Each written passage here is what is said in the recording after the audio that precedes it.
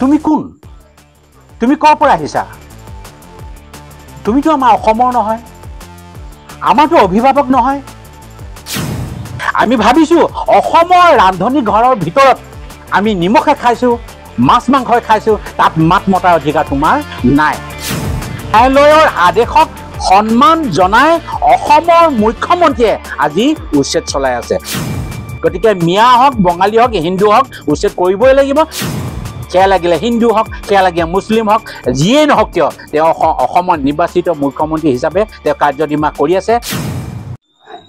অসমৰ জনতাৰ গা শিহৰণ কৰা এক ভয়ংকৰ কথা, যি কথাৰে অসমৰ জনতাৰ শৰীৰত থকা প্ৰতিটোপাল তেজ উঠলি উঠাৰ কথা। আজি আমি অনুভৱ কৰিছোঁ ৰন্ধে ৰন্ধে হাড়ে সিমজুৱে সেই কথাটিৰ তাৎপৰ্য। গতিকে মোৰ প্ৰশ্ন হ'ল যে এইখন অসমত আহি তেওঁ যিটো প্ৰশ্ন কৰিছে আমাৰ মুখ্যমন্ত্ৰীৰ বিৰুদ্ধে যে তেওঁ পদত্যাগ কৰিব লাগে, মই তেওঁক সুধিছোঁ তুমি কোন? তুমি কৰ পৰা আহিছা? তুমিতো আমাৰ অসমৰ নহয়, আমাৰতো অভিভাৱক নহয়। যদি আমাৰ অভিভাৱক হলাহেঁতেন তেতিয়া কথাটো বেলেগ। আমি আমাৰ নিৰ্বাচিত মুখ্যমন্ত্ৰীৰ বিৰুদ্ধে আমি পদত্যাগ বিচৰাটো বেলেগ কথা, কিন্তু আপুনি কিয় বিচাৰিব? কাৰণ তেওঁক আমি আমাৰ অসমৰ ৰাইজে নিৰ্বাচিত কৰি মুখ্যমন্ত্ৰী পাতিছোঁ। গতিকে তোমাৰ সেই কথাটো পোৱাৰ অধিকাৰ নাই, নিশ্চয় নাই। গতিকে আমি ভাবিছোঁ অসমৰ ৰান্ধনি ঘৰৰ ভিতৰত আমি নিমখে খাইছোঁ, মাছ মাংসই খাইছোঁ, তাত মাত মতাৰ অধিকাৰ তোমাৰ নাই। আমাৰ ৰান্ধনি ঘৰৰ কথা আমি নিজেই তাক বিবেচনা কৰি সমাধা কৰিম। গতিকে মোৰ কথা হ'ল কি, ইয়াৰ পিছত আপুনি কোনো এটা শব্দই আমাৰ অসমৰ নিৰ্বাচিত মুখ্যমন্ত্ৰী তথা অসম চৰকাৰৰ বিৰুদ্ধে নক'ব বুলি পেলাই মই আজি সতৰ্কবাণী কৰি দিছোঁ। কিয়নো এইখন অসম চৰকাৰ মুখ্যমন্ত্ৰী হিমন্ত বিশ্ব শৰ্মাৰ তদাৰকত চলি আছে। কিবা ভুল হৈছে, কিবা বেয়া হৈছে, আৰু সেইখিনি কথা আমি প্ৰতিটো মুহূৰ্তত খিলঞ্জীয়া সুৰক্ষা সমিতিৰ সভাপতি হিচাপে মই ডক্টৰ বিমলজ্যোতি বৰদলৈয়ে আমাৰ এই কমিটিৰ সাক্ষাতত আমি কৈছোঁ যে আমি তীক্ষ্ণ দৃষ্টি আমি সদায় ৰাখি আহিছোঁ। হয়, আপুনি যি বিষয়লৈ কৈছে যে উচ্ছেদ কৰিছে, আপুনি হয়তো নাজানে যে এই উচ্ছেদ প্ৰক্ৰিয়াত ন্যায়ালয়ৰ আদেশ আছে। গতিকে ন্যায়ালয়ৰ আদেশক সন্মান জনাই অসমৰ মুখ্যমন্ত্ৰীয়ে আজি উচ্ছেদ চলাই আছে, আৰু উচ্ছেদ চলাবই। যদি চৰকাৰী মাটি হয় তাত আমি খিলঞ্জীয়া সুৰক্ষা সমিতি কিয় অসমৰ সমূহ ৰাজ্যে আমি কেতিয়াও বাধা প্ৰদান নকৰোঁ। চৰকাৰী মাটি উচ্ছেদ হ'বই।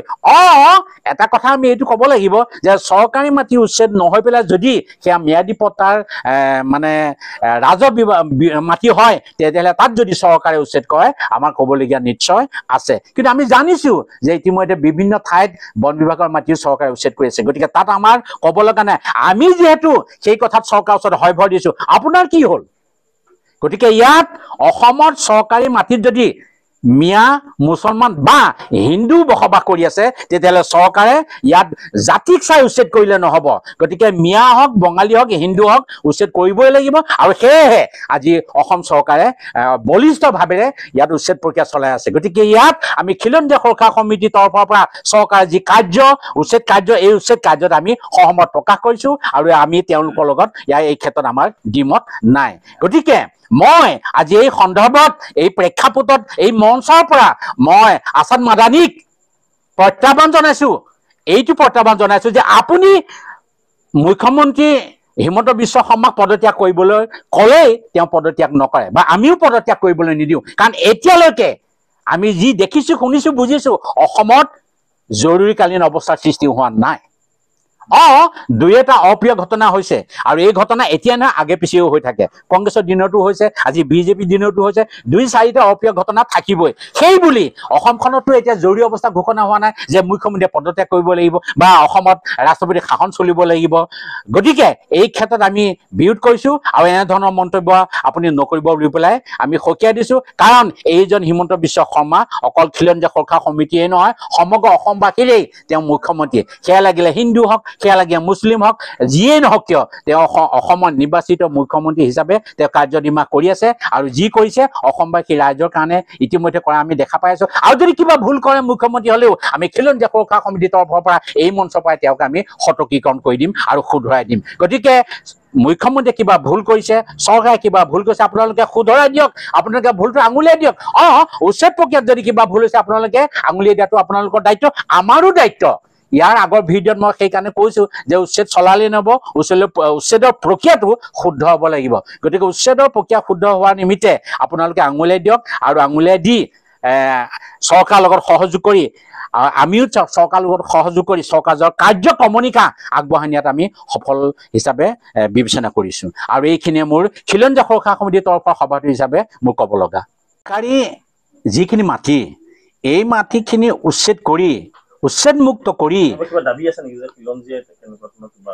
নহয় আমি খিলঞ্জীয়া সুৰক্ষা সমিতিয়ে এই সন্দৰ্ভত এইটোকে ক'বলৈ বিচাৰো যে চৰকাৰে যিখিনি চৰকাৰী মাটি উচ্ছেদ কৰিছে সেই চৰকাৰী মাটিখিনি উচ্ছেদ কৰি যদি দিল্লীৰ পৰা কোনোবা বনিয়াক মাটি ৩,০০০ ৪ বিঘা মাটি যদি অৰ্পণ কৰে তাত আমাৰ ক'ব লগা আছে নিশ্চয় আছে কাৰণ এনেদৰে যদি ৩,০০০ ৪,০০০ বিঘা মাটি অনা অসমীয়াক অৰ্পণ কৰে তেতিয়াহ'লে আমাৰ অসমৰ মানুহৰ কৃষিভূমি সংকুচিত হৈ যাব কমি যাব তাতোতকৈ তেওঁলোকক মাটিটো দান নিদিয়াকৈ আমাৰ যদি উদীয়মান কোনোবা শিক্ষিত খিলঞ্জীয়া যুৱকক তেনেধৰণে 100 বিঘা বা 200 বিঘা 500 বিঘা মাটি প্ৰদান কৰি পেলাই কৃষিভূমি কৰিবলৈ যদি সুবিধা কৰি দিয়ে বা ক্ষুদ্ৰ উদ্যোগ প্ৰতিষ্ঠা কৰিবলৈ যদি সুবিধা দিয়ে তেতিয়াহ'লে আমি ভাবোঁ যে বৃহৎ উদ্যোগ অনাম অসমীয়া ইয়াত মানে প্ৰতিষ্ঠা কৰাতকৈ আমাৰ যদি খিলঞ্জীয়াৰ ভিতৰৰ পৰা আমাৰ শিক্ষিত যুৱকে যদি তাত ক্ষুদ্ৰ একোটা উদ্যোগ প্ৰতিষ্ঠা কৰে তেতিয়াহ'লে আমাৰ অসমীয়া জাতি আৰু লাভৱান হ'ব বুলি আমি বিশ্বাস কৰোঁ।